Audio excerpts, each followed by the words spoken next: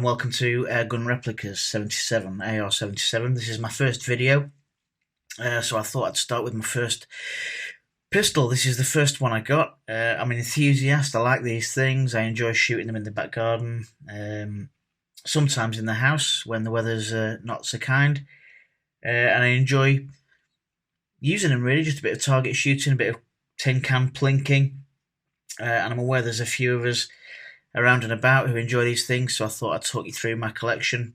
If you're thinking about buying any of these pistols, if you're thinking about taking up a bit of target shooting in the back garden, want to do a bit of plinking, it's always nice to know what you're buying before you buy it. So I'll talk you through these and let you know my thoughts. Again, I'm not an expert, these are just my opinions, and you can feel free to disagree if you like. In fact, you probably know more about these than I do. But anyway, here we go. This is the first one. This is the Remington 1911 RAC replica, as you can see, of the famous Browning design of the 1911.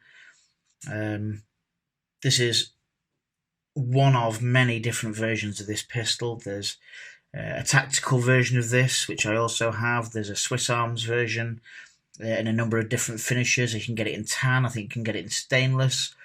I've got a couple of the different versions, so I'll probably do videos on those also, just to show you the comparison, really.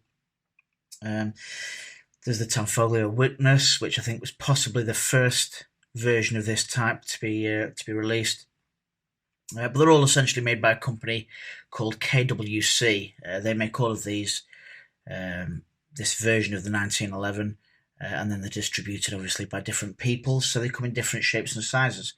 Very nice pistol, all metal, slide is metal, the lower is all metal, you've got a metal trigger, a metal grip safety there, metal hammer, magazine, this is unloaded, there's no CO2, there's no ball bearings in this pistol, so as you can see, that's the magazine, that's all metal. Although there's a cutout there for the CO2. I'll just talk you through that while I've got it out here. So you load the CO2 in here. It only goes in one way. I don't have a spent CO2 with me at the minute, so I can't show you that. But it just goes in that way. A bit of Pelgun oil just on the top of the cylinder, and then it'll just keep this sealed nice and protected. And pretty much for these pistols, that's all the lubrication and cleaning they need. Just a bit of Pelgun oil on the tip of the cartridge, the cylinder, CO2 cylinder, sorry. And it'll also help the seal up nice and tightly. Then you have your Allen key, hex key, hexagonal spanner, whatever you want to call that. That just goes in there and just tightens up. And we'll tighten the CO2 in place. Tighten it nice and gently until it feels like it's about to pierce, and then give it a really good turn. And if you hear nothing, that's probably a good sign. It means you've got no leaks and there's no CO2 no CO2 escaping. Yeah, and then with this is where your ball bearings go. They obviously come out of that bit, but you can slide that down and slide it a little bit further, and you can see there's just a gap there big enough to drop a ball bearing in and roll them down to that end as you feed them in. It does hold back like that, but you're going to need to pull it just a little bit further back and load them in here rather than loading them in at the top. Then you can just push that and it'll snap into place, possibly cover that as well so they don't all go flying out all over the shop. I'm not sure how many this holds off the top of my head. I think it's about 18 rounds, something like that. And then that just slips nicely into the bottom of the pistol with a nice click, and there you go. So this side of the pistol, you've obviously got your slide catch release there, so that when the slide is in the rear position, it locks back like that, and it'll do that after your last ball bearing. I'll lock it there. You can just release that and then you're ready to go again. The pistol is now cocked at this point. As I showed you before, it's unloaded completely, but you pull your trigger there. This is a single action pistol as well, so if it's not cocked, you can pull the trigger as many times as you want and it won't shoot. This trigger is very nice. It's kind of stippled there a little bit, as you can see.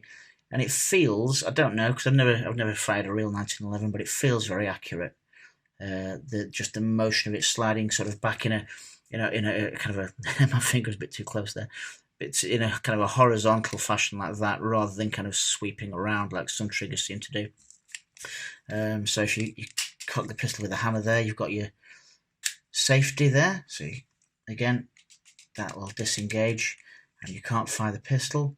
Also, even with that off, you have this grip safety just here, which means that even if you were to pull the trigger, the gun won't fire unless you've got a finger on that. Well, your hand really pushes that grip safety in, at which point it will release the trigger. It will release the hammer rather at that point. Really nice gun, really decent blowback. Just take that out again, put that to one side. Just lock that back. Yeah, you can see right through there. It feels very accurate. Feels nice. Can you see that? Yeah, as replicas go. What else? Feet per second, I don't know, about 300 to 330. I'm not overly concerned with that really on these pistols. They shoot fairly accurately over sort of 10 meters. You know, if you're shooting tin cans in the garden, if you want to punch some holes through some cardboard or some paper, that's really the purpose of these pistols. So as long as they can do that, they're accurate enough in my book. Feet per second, yeah, it's low, you know, 300 to 330. Some of the non-blowback ones will shoot at up to kind of 400 if you're lucky. But really, it's irrelevant, I think, on a pistol like this. As long as they're able to travel downrange and put a hole through some paper, that's the purpose of these guns. That's what they're best at, and that's where you'll get the most fun from them. Do be careful. They do look quite realistic. Obviously, show safety and show courtesy to any neighbours you may have if you're going to shoot these things. They do make a bit of a pop when the CO2 goes off. You know, when you're shooting them, the CO2 will give a bit of a pop. Not what I'd call a bang necessarily, but like a hand clapping, something like that. Yeah, I think, you know, if you're careful with them, if you're safe with them, you'll have a lot of enjoyment from these pistols.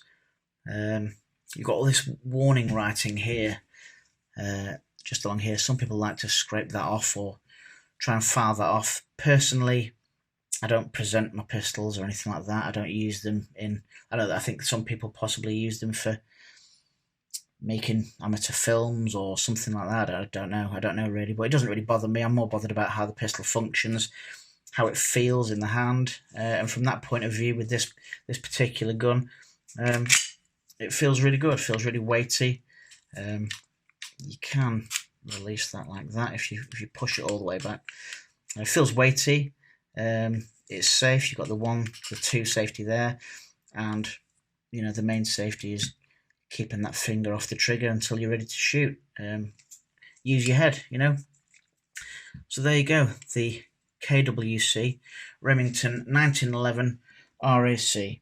It'll set you back probably somewhere between 100 to 150 pounds. I think they usually retail at about 120 quid, something like that. And depending on stock, you might be lucky to find certain versions over other versions. It seems to be that you can get the silver ones, the stainless ones at the minute. These are perhaps less readily available.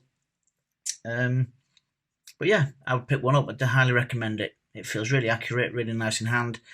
You're going to get a fair few shots from your CO2, even though it's a blowback, even though it's a quite a heavy metal blowback. But I'm sure you'll have a lot of fun using this pistol in a safe way. Thanks for watching, and I'll hopefully see you again. Feel free to like and subscribe, and I'll catch you later. Cheers.